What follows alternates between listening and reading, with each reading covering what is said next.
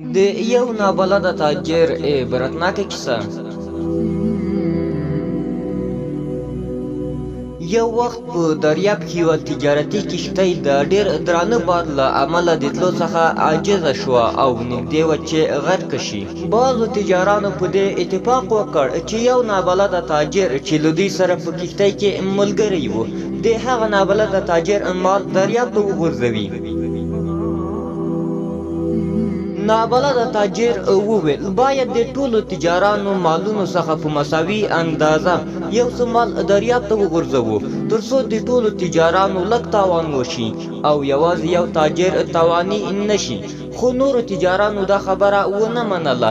بالاخره یې د دغه نابلده تاجر مال او خپله تاجر یې هم دریاب ته په زور وغورځوو او دوی خپل سفر ته دوام ورکړ.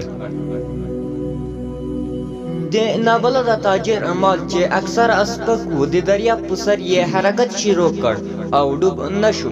نابلده تاجر هم د ځان له بده په خپل مال پورې لاسونه تاو کړل. په دې وخت کې یو تیز باد راغی چې د نابلده تاجر مال یې په ډېرې تیزۍ سره یو طرف ته یووړ. د څه وخت حرکت وروسته نابلده تاجر او مال یې د دریاب ساحل ته ورسېدل. تاجر خپل سامان د دریاب ساحل ته یوړل. په دغه مال کې څه خوراکي توکي هم وو. پرله پسې څو ورځې هلته ګزاره وکړه او د ځان لپاره یې یوه د خاشو جونګړه جوړه کړه.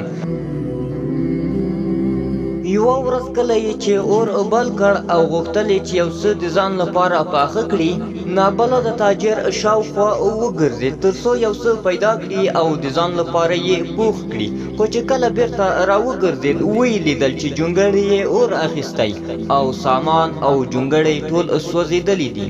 د دې هر څه په لیدو تاجر الله تعالی ته ډېر وژړل او ویې ویل یا الله، یو وار هغه ظالمانو د مال سره یو ځای ناحقه دریاب ته وغورځولم او بیا په دغه ساحل کې یک تنها پاتې شوم. اوس مې هغه یوازینی هیله او ارزو چې یوه جونګړه او سامان و هغه مې هم د لاسه ورکړ. مخ یې په خاورو کې کېښود او الله تعالی ته یې په چیغو او فریادو شیرو وکړه. اخر په دغه ژړا کې پسې ویده شم. د غمجن او کړېدلي خوب څخه انسانانو راویښ کړ. نابلده تاجر چې کله د انسانانو په غږ راویښ شو څه ګوري چې یوه لویه کښتۍ ولاړه ده او شاوخوا یې خلک راتاو دي. نابلده تاجر حیران شو، سترګې یې وموښلې، هیڅ باور یې نه کېده. ګمان یې کوو چې خوب ویني، ځکه چې په دې صحرا کې انسانان په کلونه نه لیدل کېدل. له خلکو څخه یې وپوښتل تاسو څوک یئ او دلته څه کوئ؟ د کښتۍ والا ورته وویل موږ په کښتۍ کې روان وو، دلته مې دود او اور ولید. موږ دا مشوره وکړه چې دلته حتما څوک دی او مرستې ته اړتیا لري، نو موږ کښتۍ دلته راوسته او ستا په لټه کې شوو چې اخر مو دلته پیدا کړې. د کښتۍ مالک له تاجر څخه پوښتنه وکړه او ویې ویل ته دلته څه کوې؟ نابلده تاجر ورته ټوله کیسه وکړه او ویې ویل هغه ظالمانو زه له کښتۍ څخه وغورځولم، اخر اوبو دلته راوړم. د کښتۍ مالک وویل ډېر نیکبخته انسان یې چې له کښتۍ څخه یې غورځولی یې، ځکه هغه کښتۍ چې ته پکې وې کله چې ساحل ته ورسېده په هغه وخت کې د یو قوم باغیانو حمله پرې وکړه. د کښتۍ ټول تجاران یې ووژل او ټول مالونه یې له ځان سره غنیمت یوړل.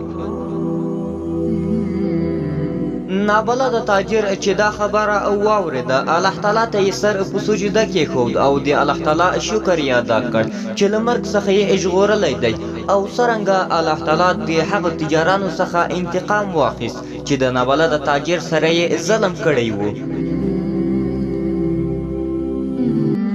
کله چې د له انسانانو څخه امید قطع شو نو په الله تعالی باندې باور وکړه، ځکه الله تعالی ته هر ناشونی کار شونی دی.